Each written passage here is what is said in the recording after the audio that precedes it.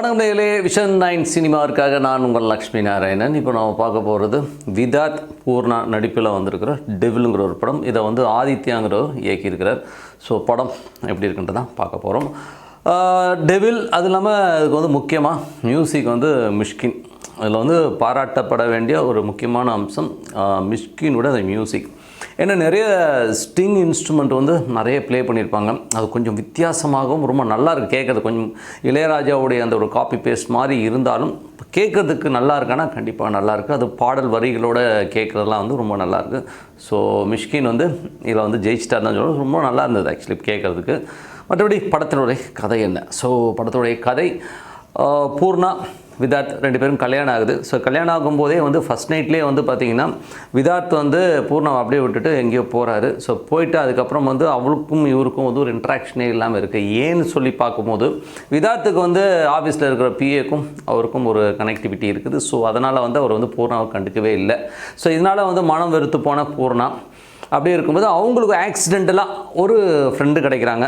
So அவர்கிட்ட பழகும்போது திடீர்னு அவங்களுக்கும் ஒரு உணர்வு வெளிப்பட அவருக்கும் வந்து ஒரு சின்னதாக வந்து ஒரு காதல் மாதிரியான விஷயங்கள் துளிவிடும்போது இந்த டைமில் வந்து விதாத்து திருந்தி மனைவிக்கிட்டே வந்துடுறார். ஸோ அதுக்கப்புறம் வந்து காதலன் நீ போ அப்படின்னு சொன்னது ஒரு அப்புறமாவும் காதலன் வீடு தேடி வரார். அதுவும் அர்த்த ராத்திரியில். ஸோ வரும்பொழுது என்ன மாதிரி விஷயங்கள் நடந்ததுங்கிறதான் படமே. ஸோ படத்துடைய கதை இதுதான். மற்றபடி வந்து பார்த்திங்கன்னா எடுத்திருக்க விதம் எப்படி இருக்குது அப்படின்போது ஃபஸ்ட்டு ஸ்டார்டிங் ரொம்ப நல்லாயிருக்கும், அருமையாக இருந்தது.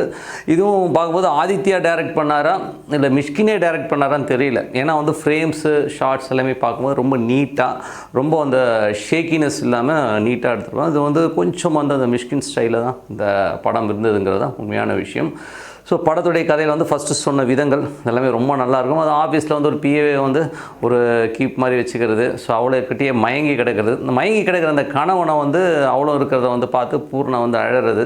அதுக்கப்புறம் கணவனே வந்து காலில் விழுந்து இல்லைம்மா நான் செஞ்சது தப்புமான்னு சொல்லிட்டு ஓன அழுகுறது. அதுக்கப்புறம் சேரும்போது மனைவியோட பாய் ஃப்ரெண்ட் வந்து நடுவில் வந்து பிரச்சனை பண்ணும்போது என்ன மாதிரி விஷயங்கள்ன்றது போது ஐயா என்னங்க இது அப்படின்னு நம்ம தோணாலும் ஃபஸ்ட் ஹாஃப் ரொம்ப நல்லா கொண்டு போயிட்டு ஃபஸ்ட் ஹாஃபில் வந்து நமக்கு இந்த ஒரு லேக்னஸில் ஒரு மாதிரி ஒரு சாஃப்டாக ஒரு கவிதை மாதிரி தான் கொண்டு போகிறாங்க. ரொம்ப அழகாக இருந்தது.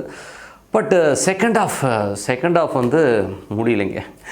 திடீர்னு பார்த்தா நம்ம வந்து விதாத்தை வந்து கொன்னுடுறாங்க. இதுதான் படத்துடைய பெரிய ட்விஸ்ட்டே. ஒரு அந்த நைட்டில் நடக்கிற அந்த ஒரு கலவரையில் விதாத்தை கொன்னுடுறாங்க. விதாத் வந்து டெட் பாடி ஆனதுக்கப்புறம் படம் வந்து அப்படியே படப்படன்னு ஆகிடுது. அப்புறம் பார்த்தா திடீர்னு வந்து விதாத் வந்து டெவில் மாதிரி மேலே நிற்கிறாரு, சைடில் நிற்கிறாரு, இந்த பொண்ணு ஓடுது, எல்லாம் போயிட்டு அதுக்கப்புறம் பார்த்தா மிஷ்கினை காட்டுறாங்க. ஒரு சாமியார் மாதிரி உட்காருவார். ஸோ நீ போய் உன் புருஷனை காப்பாற்று அப்படின்னா கிடுக்கிடும் திருப்பி வராங்க. திருப்பி பழைய மாதிரி ஃபைட்டு. அதுக்கப்புறம் பார்த்தா விதாத் சாவலை. நான் சொல்லும்போது மண்டை குழம்புது அவங்களுக்கு. ஸோ இதே குழப்பம் தான் நமக்கும் இருக்குது. பார்க்குறவனை கேனையும் நினைக்கிறது தான் ஆதித்யாவுடைய டைரக்ஷனான்னு தெரியலைங்க. இது வந்து ஏதோ ஒரு ஆங்கில படத்தை வந்து ஏதோ ஒரு கனவு மாதிரி வச்சுருந்தா கூட பரவாயில்ல. ரொம்ப கொடுமையான மட்டமான ஒரு செகண்ட் ஹாஃப். இந்த மாதிரி ஒரு மகா மட்டமான செகண்ட் ஹாஃப் பார்க்கவே முடியாது. டெவில்னு பேரை வச்சுட்டு இவங்க பண்ண லூட்டி போது ஒன்று படத்தில் ஒன்று பெருசாக செலவெல்லாம் ஒன்று ஒரு ஆஃபீஸ் செட்டப்பு, அதுக்கப்புறம் பூர்ணாவோட வீடு, அவ்வளோதான அவளே கொஞ்சம் 1-2 மாண்டேஜ் சாங்ஸ் எடுத்துருக்கிறது, அவ்வளோதான அவளே. படத்தில் செலவே கிடையாது. ரொம்ப வந்து ஓடிடிக்காகவே வந்து பிளான் பண்ணி எடுத்த மாதிரியான ஒரு காட்சி அமைப்புகள் தான். ஆதித்யா வந்து ஒரு படத்தில் வந்து நமக்கு ஒரு கேரியர் வரணும்னா நம்ம வந்து சீன்ஸ் வந்து ரொம்ப பர்ஃபெக்டாக வைக்கணும். கதையில் முதல்ல இருக்கணும். இது கதையாக இது இதெல்லாம் ஒரு கதைன்னு சொல்லிட்டு ஆதித்யா எடுத்திருக்காரு. இதுக்கு மிஷ்கின் வேறு மியூசிக் பண்ணியிருக்காரு. ஏன் அவர் மிஷ்கினுக்கு வந்து இதை கதையை கேட்கும்போது மண்டையில் ஏறலையான்னு தெரியல. ஆமாம், ஒரு மாதிரி விட்டுருவோம், ஓகேங்களா. ஸோ இதில் வந்து அவரை நடிக்க விட்டு ஒன்றுமே புரியலைங்க. செகண்ட் ஹாஃப்லாம் மண்டை காஞ்சி போனது தான் முக்கியமான விஷயம். இந்த படம்லாம் வந்து யாரும் பார்க்கவே முடியாது, அவ்வளோ கோரமான படம் அது செகண்ட் ஹாஃப்லாம். ஸோ தயவுசெய்து ஓடிடியில் பார்க்கும்போது உங்களுக்கு தெரியும் நான் செய்த அந்த என்னென்னலாம் தப்பு இருந்ததுன்னு. இது ஓடிடிக்கான எடுத்த படம் தானே தவிர மற்றபடி இது தியேட்டர் வாட்சே கிடையாது. ஏன்னா வந்து தியேட்டரில் எடுத்த மாதிரி ஒரு என்ன சொல்கிறது, தியேட்டரில் ஒரு படம் வருதுன்னா எவ்வளோ ஸ்ரத்தையாக எடுத்துருக்கணும், ஒவ்வொரு காட்சி அமைப்பும் எவ்வளோ பர்ஃபெக்டாக இருக்கணும். அந்த மாதிரி எதுவுமே இல்லாமல் ரொம்ப மொக்க எடுத்தது தான் வந்து ஆதித்யாவுடைய ரொம்ப குறை. ஸோ இது வந்து டேரக்டருடைய முழு பொறுப்பையாக இருக்குன்னா டேரக்டர் தான். சரி, பூர்ணாவை பற்றி சொல்லுவோம். ஸோ பூர்ணா வந்து ஃபுல் அண்ட் ஃபுல் ஆக்கியபைடு பை பூர்ணா தான்.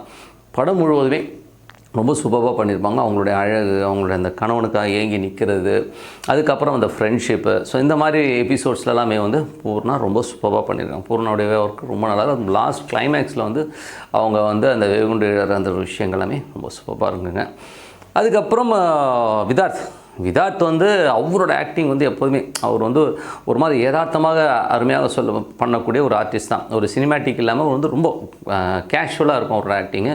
இதில் வந்து அவருடைய விஷயங்கள்லாம் வந்து பர்ஃபெக்டாக அவரும் பண்ணியிருக்கார். இதில் வந்து முழுக்க முழுக்க தப்பு யார் பேர்லனா டைரக்டர் பேரில் தான். ஏன்னா வந்து ஒரு நல்ல கதையை சூஸ் பண்ணாமல் செகண்ட் ஹாஃபில் வந்து ரொம்ப அழகாக வேறு மாதிரி கொண்டு போயிருக்க வேண்டிய ஒரு கதையை ரொம்ப கோரப்படுத்தி நமக்கு வந்து ஒரு வெளியே ரொம்ப சீன்னு சொல்லிவிட்டு தலையில் அடிச்சுட்டு வர மாதிரி தான் இந்த படத்தை பண்ணியிருக்காங்க.